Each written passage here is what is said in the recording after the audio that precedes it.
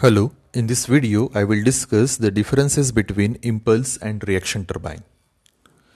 So the very first difference for impulse turbine, all the available energy of the fluid is converted into kinetic energy by an efficient nozzle that forms a free jet. So here you can see a schematic of impulse turbine. So this is nothing but a Pelton wheel, which is a type of impulse turbine. Now the water is stored in the reservoir. The stored water possesses kinetic energy. Now this water is bring to the turbine with the help of penstock. At the end of the penstock there is a nozzle, and that nozzle forms a jet of water. That jet of water is made to impinge over the buckets of the turbine, and due to which the turbine starts rotating. The turbine is connected to the generator with the help of gearbox, and then that generator produces electricity that is being sent to the power station, and from the power station it is supplied to our homes through the transmission line. So whatever potential energy stored in a water in the reservoir, that is converted into the kinetic energy in case of impulse turbine. So all the available energy of the fluid is converted into kinetic energy by an efficient nozzle that forms a free jet. Now the reaction turbine. So in reaction turbine, only a portion of fluid energy is transformed into kinetic energy before the fluid enters the turbine runner. So here you can see a schematic of reaction turbine. Now here the water is stored in the reservoir, and then it is bring to the turbine with the help of penstock. Now when the water enters into the turbine, this is nothing but a reaction turbine. Okay, so when the water enters into the turbine, it starts rotating. Now this turbine is connected to the generator. This generator generates the electricity, and then through the transmission line it is then supplied to our homes and the power station. Okay, so here only a portion of fluid energy is transformed into kinetic energy before the fluid enters the turbine runner. Now in case of impulse turbine, all the available fluid energy is converted into kinetic energy, whereas here only a portion of stored energy is converted into kinetic energy in case of reaction turbine. So this is a main difference in between impulse and reaction turbine. Now the next difference. The jet is unconfined and at atmospheric pressure throughout the action of water on the runner and during its subsequent flow to the tail race. Now this is a schematic of your impulse turbine. Now the water is flowing from the reservoir to the turbine and to the tail race, and during this journey the water is at its atmospheric pressure. Okay, so this is what written here. The jet is unconfined and at atmospheric pressure throughout the action of water on the runner and during its subsequent flow to the tail race. Now the reaction turbine. Water enters the runner with an excess pressure, and the both velocity and pressure changes as the water passes through the runner. Now this is your reaction turbine.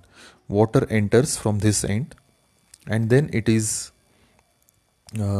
it strikes over the blade of the turbine, okay, and then it exits through the draft tube. Now as the water travels through the turbine, its pressure energy drop and its velocity increase in case of reaction turbine. Okay, so in case of impulse turbine, the water remains at its atmospheric pressure, whereas in case of reaction turbine there is a drop in the pressure and increase in the velocity during its travel. Next point. In impulse turbine, blades are only in action when are in front of the nozzle. So here you can see the impulse turbine. So the jet of water is made to impinge over the bucket of the turbine. Okay, and only these blades are in action during its working. So the blades which are in contact with the water, they are in working phase, and rest of the blades are not in contact with the water. Okay, so blades are only in action when the blades are in front of the nozzle. So only those blades are in action which are in front of the nozzle. Now reaction turbine, blades are in action all the time. So now in case of reaction turbine, water enters from this side, okay, and all the blades are in contact with the water at all time. So that is the main difference in between Pelton, in between impulse turbine and reaction turbine. Here only these blades are in contact, the blades which are in front of the nozzle, they are in contact, whereas here all the blades are in contact with the water during its working. Now the next point, water may be allowed to enter a part or whole of the wheel circumference. Now this is your impulse turbine. Now in case of impulse turbine, you may use one or more than one nozzle. So here the 4 nozzles are used. So at one particular time, the 4 jets are formed and they are impinging over the blades of the turbine. So only those blades are in action. Okay, not entire blades are in action during its working. So water may be allowed to enter a part or whole of the wheel circumference. Now in case of reaction turbine, water is admitted over the circumference of the wheel. So here you can see the water enters from this side and all the blades are in contact with the water at any particular time. Okay, so the water is in, all the blades are in contact with the water. Next point. In case of impulse turbine, the wheel does not run full and air has free access to the bucket. So here you can see, so this is nothing but your nozzle and it forms a jet, and that jet is made to impinge over the bucket of the turbine. So now the water is in contact with this bucket only and other buckets are in contact with the air. Okay, so this is what written here. The wheel does not run full and air has free access to the bucket. So here the air has free access to the bucket. So the remaining buckets are in contact with the air, whereas this bucket is in contact with the water. Now in case of reaction turbine, water completely fills the vane passage throughout the operation of the turbine. So here in reaction turbine, water enters from this side and all the buckets are in contact with the water. So they do not have access with the air. Okay, so at any particular time, your turbine is completely filled with the water. Here your turbine is not filled with the water. Only this much portion comes in contact with the water. Whereas in case of reaction turbine, all the blades are in contact with the water and your turbine is completely filled with the water. Next point. In case of impulse turbine, casing has no hydraulic function to perform. It only serves to prevent splashing and to guide the water to fill the tail race. So this can be understood with the help of this diagram. So this is nothing but your penstock. So the water from the reservoir will come through the penstock and then it comes to the nozzle. Here there will be the nozzle will form a jet of water, and that jet of water is made to strike over the buckets of the turbine. Again, we can control the flow of water with the help of spear arrangement. So this is a spear arrangement, and this can be controlled either manually or with the help of some machine arrangement. So we can control the flow of water with the help of spear arrangement. That means we can control the velocity of the turbine with the help of this spear arrangement. And the entire turbine is covered with the casing. So this is known as casing. Now this casing do not perform any hydraulic function. This casing is used to prevent the splashing of water, because there are other machineries also, there are operators also. So we have to protect that machineries and operator from the water, and that can be protected with the help of this casing. Okay, and again this casing guides the water and it is collected in the tail race. So it is not performing any hydraulic function. It only protects the other machineries from the water. Again, it prevents the splashing of water and it collects the water in the tail race. Now the reaction turbine. Pressure at the inlet to the turbine is much higher than the pressure at the outlet. Unit has to be sealed from the atmospheric condition, and therefore casing is absolutely essential. Now this is your reaction turbine. Now this is the inlet of your reaction turbine. Pressure at the inlet is much higher than the pressure at the outlet. This is your outlet of the turbine and this is the inlet of the turbine. So pressure at the inlet is very high as compared to the pressure at the outlet. The pressure at the outlet is sometimes below the atmospheric. Okay, so and then the water enters through this inlet. It travels over the circumference of the turbine. During its journey, it loses its pressure energy, so there is a drop in the pressure energy, and at the outlet there is a draft tube, and then the pressure at the outlet is below atmospheric.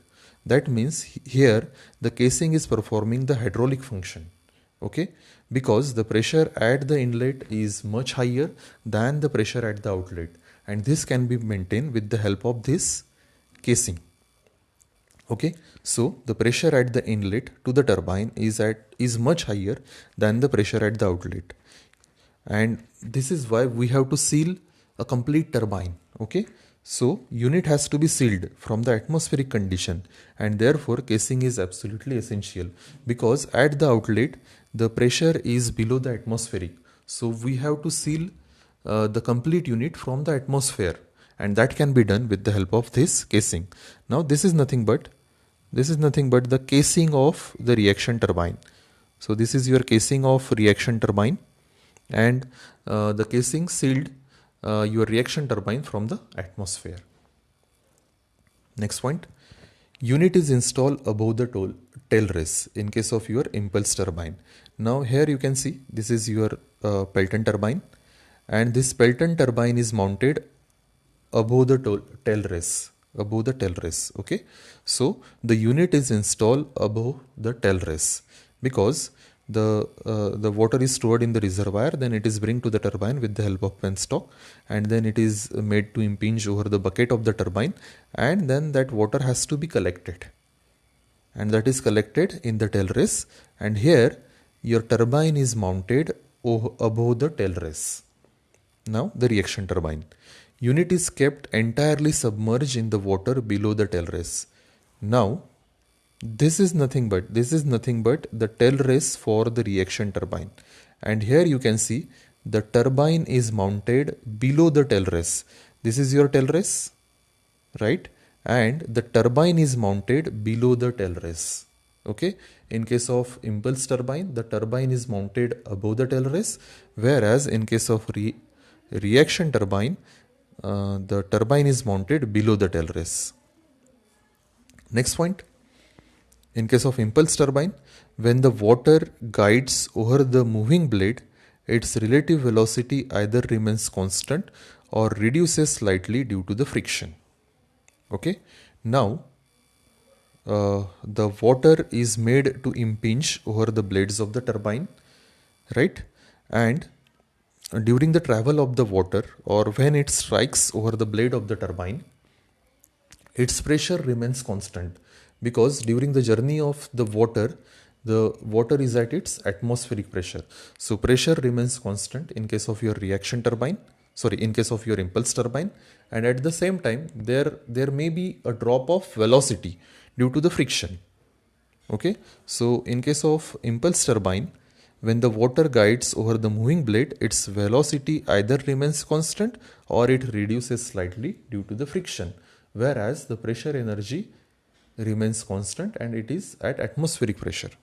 Now reaction turbine, since there is continuous drop in pressure during the flow through the blade passage, the relative velocity does increase. Now here the water enters from this point, so this is the inlet for reaction turbine. Then it travels over the blades of the turbine, and this is nothing but the exit of the water. Now there is a drop in pressure energy. The water at the inlet, that is at much higher pressure than the water at the outlet. Okay, so there is a drop in pressure and increase in velocity. So since there is a continuous drop in pressure during the flow through the blade passage, the relative velocity does increase, and as there is a drop in pressure, so there will be an increase in the velocity, because pressure and velocity, that is indirectly proportional to each other. So hope you understood the difference in between impulse and reaction turbine. Thank you so much for watching my video. Thank you.